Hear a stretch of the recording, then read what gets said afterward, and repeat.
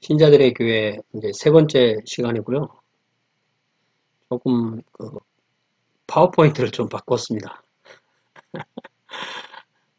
파워포인트에 대한 원성이 자자해서 그리고 제 강의 속도가 너무 느리다 그런 말도 들어가지고요.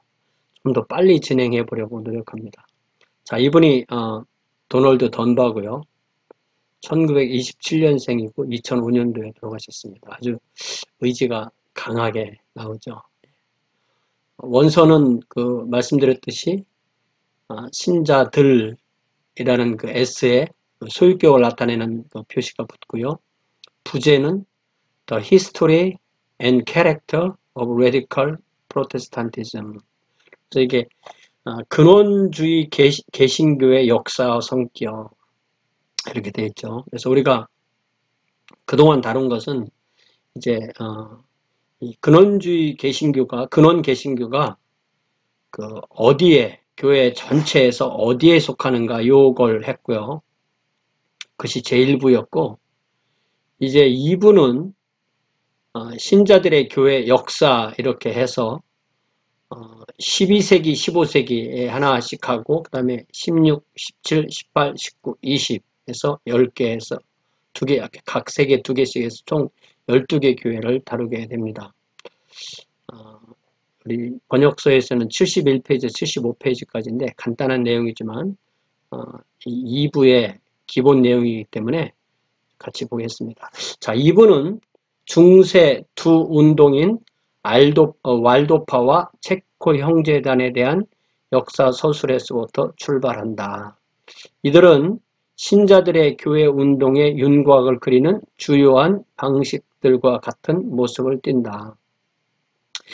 이게 이제 이 책에서 신자들의 교회의 기원은 아나베프티스트다. 16세기 아나베프티스트다라고 막상 해놓고 나서 이 중세 두 운동인 왈도파와 체코 형제단을 버리지 못하고 가는 거예요. 그렇다는 얘기는 이들의 신앙 형태가 아주 중요하기도 하지만 또 어떤 2000년 내내 이런 교회가 지속되어 오지는 않았지만 분파주의라는 것이 2000년 내내 있지는 않았지만 이 왈도파와 체코 형제단 이 12세기와 15세기 이 둘은 뺄 수가 없다라는 던바의 그런 주장이 여기에서 드러나게 되는 겁니다. 이들이 특히 오늘날까지 남아있고 영향을 끼치기 때문에 왈도파는 지금까지도 남아있고 체코 형제단은 나중에 모라비아 형제단으로 연결되고 지금도 체코에 있는 많은 그리스도인들은 개신교인들은 자기들의 기원을 체코 형제단으로 그렇게 보고 있다고 했습니다. 하지만 신자들의 교회 운동이 실제로 시작된 것은 복음주의 재침례교도 이반젤리칼 아나베프티스트 이렇게 돼야 되는데 예, 스위스 형제단으로부터 시작되는 것입니다. 그래서 중세 12세기, 15세기를 넘어서 한 세기에 두 교회씩 선정해서 신자들의 교회에 갖는 어떤 역사를 개관하면서 그들의 특징과 의미를 묘사하겠다 이렇게 설명하고 있습니다. 자, 그래서 12세기에는 중세 분파인 왈도파, 15세기는 체코 형제단, 16세기는 근원종교 개혁자라는 제목으로 스위스 형제단, 후트라이트 형제단, 그리고 17세기는 분리주의 청교도 출신인 침례교와 퀘이커교, 18세기는 자유주의 경건주의자라는 제목으로 독일 형제교회 그리고 영국의 감리교, 그리고 19세기에는 신약 환원주의라는 제목으로 그리스도의 제자들, The Disciple of the Church, Disciples of Christ, 그리고 Church of Christ, 그런 교회들이죠. 그리고 영국의 플리머스 형제단, 그리고 20세기에서는 특별히 디트리 보네퍼의 고백교회를 다루고 또 새로운 이머징하는 철치들을 이렇게 다루게 됩니다.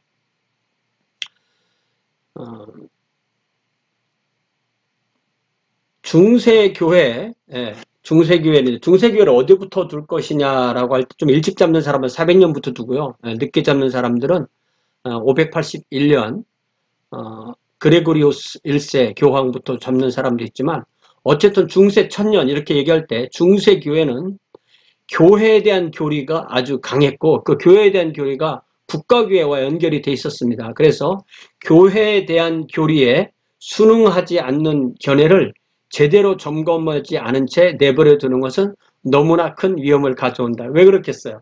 그 교회의 어떤 통일성, 국가교회로서 주민을 효과적으로 통제하는데 교회가 할 역할을 하지 못한다. 그런 것이죠. 그런데 이 교회라는 것 자체가 예수님이 계시지 않고 교회만 있을 수 있는 그런 위험이 있잖아요. 우리가 그런 부분을 이 책을 통해서 충분히 배우게 됩니다. 그 예로 4세기 도나티스파 4세기 초기에 콘스탄티누스가 정권을 잡기 바로 전에 마지막 핍박 때 북아프리카에서 이제 전 로마 제국 전체에 걸친 핍박이었지만 특별히 북아프리카 지역에서 그 토착민들이 특히 박해를 잘 견디면서 박해를 이겨내고 있었는데 일부 감독이 정부에서 원하는 대로 성경을 넘겨주어서 핍박을 피하게 되었을 때 이제 박해가 끝나고 나자 그렇게 성경을 넘겨주어서 배신자 역할을 했던 그런 감독은 감독으로 인정할 수가 없고 감독으로 인정하지 못한 사람에게 또 안수를 받아서 감독이 된 사람은 그 감독을 인정할 수 없다. 우리는 우리끼리 따로 모이겠다 해서 나중에 도나투스라는 그 감독을 세워서 다른 교회를 세운 이 사람들이 교회사의 유명한 분파입니다. 분파라는 것은 자신들만 예수님을 잘 믿기 때문에 나머지 전체 교회를 부정하는 것을 분파라고 하는데 이들의 가장 기본적인 주장은 성경과 비교를 해보면 사제가, 신부가, 목사가, 감독이 사제이기 때문에 존경받을 만하다. 사제는 사제이기 때문에 존경받을 만하다라고 주장한다면 잘못된 거다. 그럼 누가 어떻게 고치냐 이런 얘기를 하게 된 거죠. 이제 그로부터 이제 히포의 아고스티누스는 이제 300년대 말에 이제 히포의 감독이 되었으니까 히포의 아고스티누스가 그 북아프리카의 감독이 되었을 때 이 도나티스파를 어떻게 처리할 것인가가 아주 심각한 문제가 되었습니다. 그래서 그들이 잘못되었다는 것을 성경을 근거로 설득하려고 시도했지만 결국 실패하고 맙니다. 그래서 아우구스티누스는 결론을 내리기를 교회의 통일성을 위해서 교회가 갈라지지 않게 하기 위해서 그들을 진압하기 위해서 폭력을 사용하는 것이 불가피하다 이런 결론을 내립니다. 이게 무슨 얘기죠? 아우구스티누스는 이 제국과 교회를 하나로 본 것입니다. 제국 안에 특별히 그것보다는 이 교회 전체가 깨지는 걸 두려워했고 이 국가교회이기 때문에 제국의 힘을 이용해서 이 도나티스파를 진압해야 된다 이렇게 결론을 내린 거죠. 그리고 도나티스파도 결국 무장 봉기를 하게 됐고 결국 아주 심한 그런 죽고 죽이는 그런 전쟁이 피차간에 벌어지게 되었던 거죠. 여기에서 이 기독교 역사에서 가장 큰 착각이 이 국가교회인 거죠. 국가교회를 하다 보면은 이 교회의 헤게모니를 쥔 사람들이 국가의 힘을 빌어서 자기 반대파를 폭력으로 누르게 돼 있는데 그때의 이유를 드는 것은 이다 이런 이유를 드는 것이 아니라 반사회, 반국가 범이다라는 그런 걸로 핍박을 하게 돼 있는 거죠. 그래서 이 아우구스티누스는 뭐라고 말하냐면 원래의 내 견해는 그러니까 폭력을 사용하기로 결정을 내리기 이전까지 내 견해는 그 누구도 그리스도의 연합 안에 들어오도록 강요될 수 없다. No one should be coerced into the unity of Christ. 그러니까 이 강압적으로 그리스도의 몸에 들어오도록 강요할 수 없다면 결국은 그 상대방에게 있는 양심을 존중해 준다는 얘기잖아요. 근데 이게 실제로는 그렇게 안 됐다는 얘기죠. 그래서 아우구스티누스는 뭐라고 그랬냐면 내 지론은 오직 언어라는 수단으로만 행동하고 폭력이 아니라 we must act only by words. 그리고 두 번째는 오직 논쟁이라는 수단으로만 싸우고 fight only by arguments.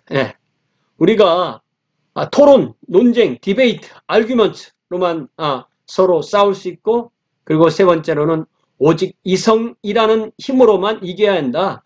And prevail only by force of reason. 그러니까 이 세 가지가 언어, 논쟁, 이성, words, arguments, and reason.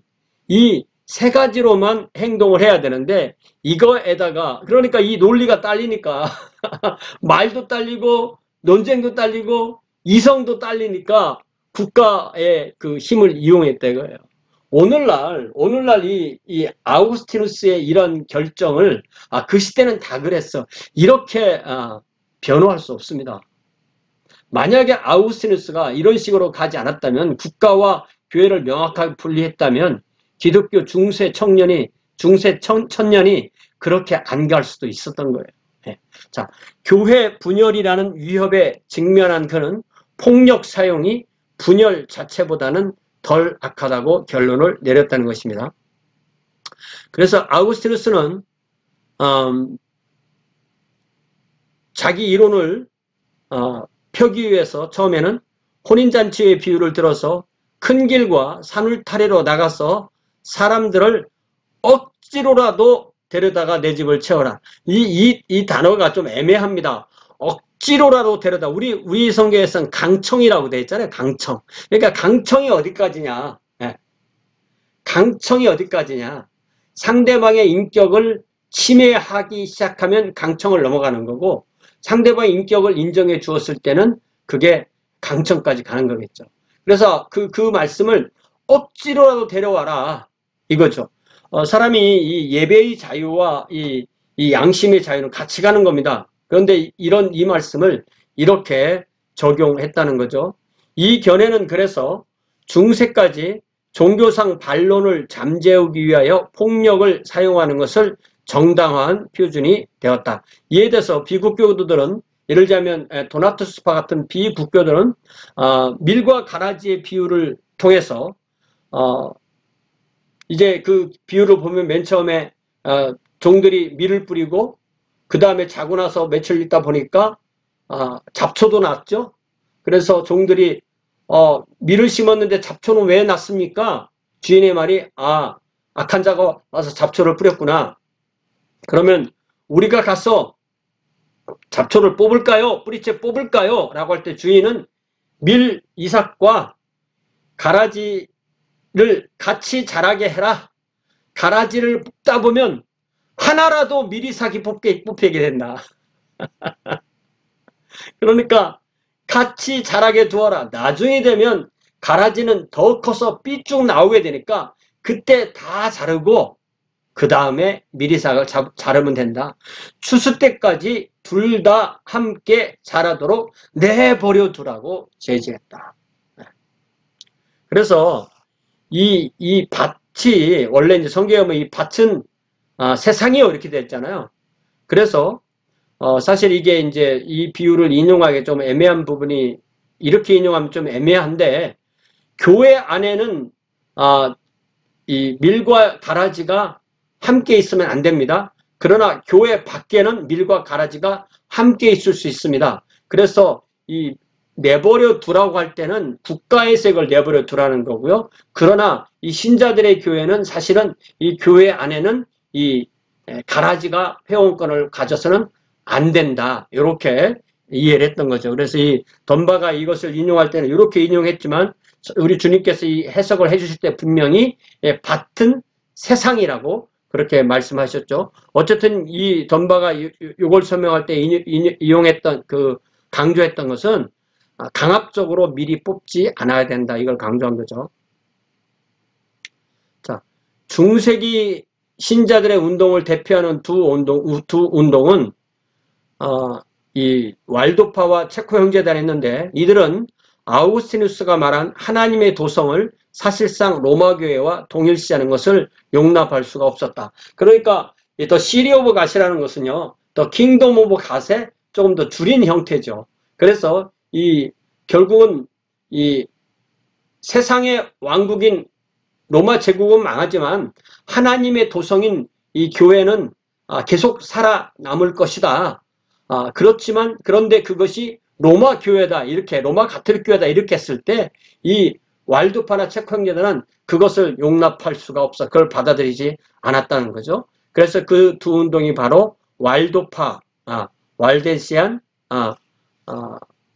The Church of 왈덴스 뭐 이렇게 얘기도 하고요. 그리고 또 하나가 우니타스 프라트룸인데 이 덤바는 이 책에서요, 형제단이라는 말 얼마나 많이 쓰는지 한 6개쯤 돼. 형제단이라는 이름이 붙은 이 신앙 공동체 운동들은 그 특이하게도 그 이름을 자기들이 짓습니다. 자기들에게. 예. 이 영어로 이제 브레드린, 예.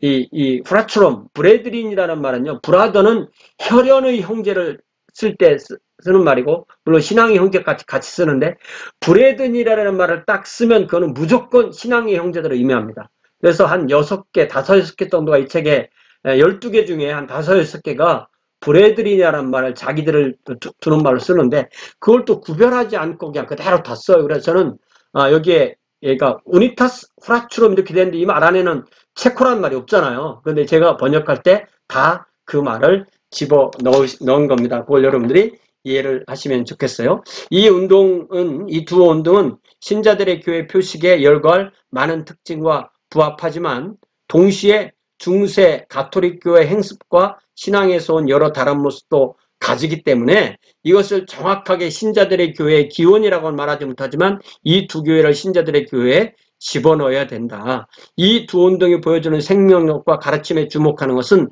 신자들의 교회 역사 연구에서 적절한 출발점이 된다. 이렇게 가고 있습니다. 그래서 이렇게 간단하게 2부 신자들의 교회 역사를 시작하기 전에 간단하게 이 두 가지 내용을 같이 여러분이 나누고 다음 시간에는 이 왈도파의 하나를 아마 한 시간 안에 한번 다뤄보도록 그렇게 하겠습니다.